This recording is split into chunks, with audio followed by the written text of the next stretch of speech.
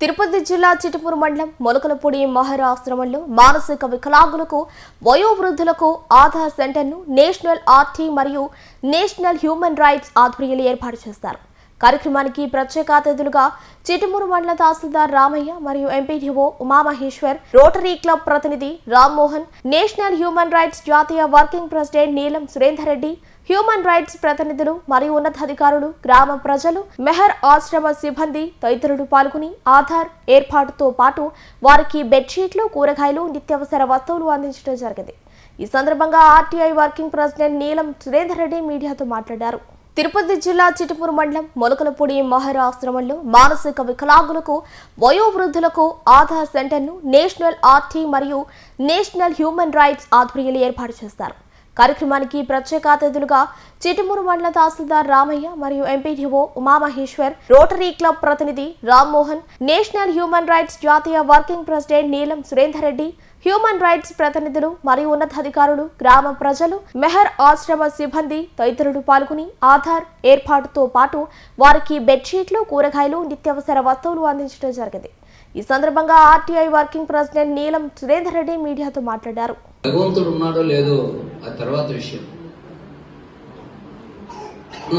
భగవంతుడిని సేవించడం అనేది మన జీవితం. హ్యూమన్ రైట్స్ కుటుంబ సభ్యులకు అందరికీ కూడా వందనాలు.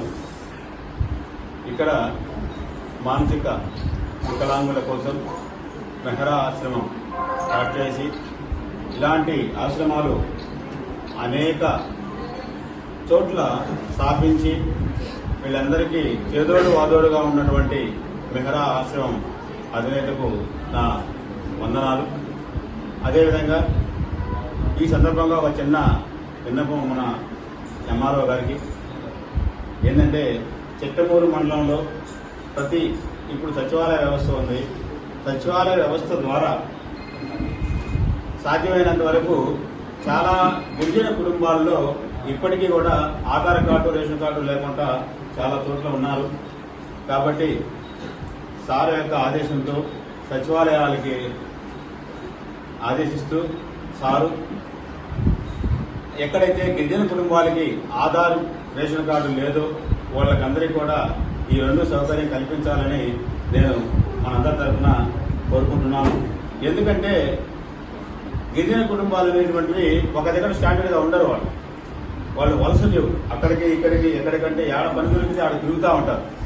అలాగే రీసెంట్గా మన చైర్మన్ గారు జిలానీ బాషా గారు చెప్పినట్లు రీసెంట్గా తూపిలిపాలెంలో ఒక గిరిజన కుటుంబాల నుండి ఒక ప్రాంతాన్ని సందర్శించినప్పుడు వాళ్ళకి ఇప్పటికీ కూడా, అది వాకాడు మండలం, ఇప్పటికీ కూడా వాళ్ళకి రేషన్ కార్డు, ఆధార్ కార్డు లేకుండా ఉన్నారు. వాళ్ళు జనజీవనంలో కలుస్తున్నా కానీ వాళ్ళకి ఏ విధమైనటువంటి గవర్నమెంట్ ద్వారా వచ్చేటువంటి పథకాలు కానీ ఏవి కూడా చేరడం లేదు. అలాగే సార్తో చిట్టమూరు మండలంలో ఉన్నటువంటి అనేక రకాలైనటువంటి మారుమూల ప్రాంతాల్లో చాలా చోట్ల గిరిజన కుటుంబాలు ఉన్నాయి. వాళ్ళని నా యొక్క ప్రత్యేక రిక్వెస్ట్, వాళ్ళందరినీ కూడా ఆ సచివాలయాల ద్వారా అభ్యర్థించి వాళ్ళని సెర్చ్ చేసి ఎవరికైతే ఆధార్ కార్డు, రేషన్ కార్డు లేదో వాళ్ళకి ఇప్పించవలసిందిగా కోరుకుంటూ సెలవు తీసుకుంటాం.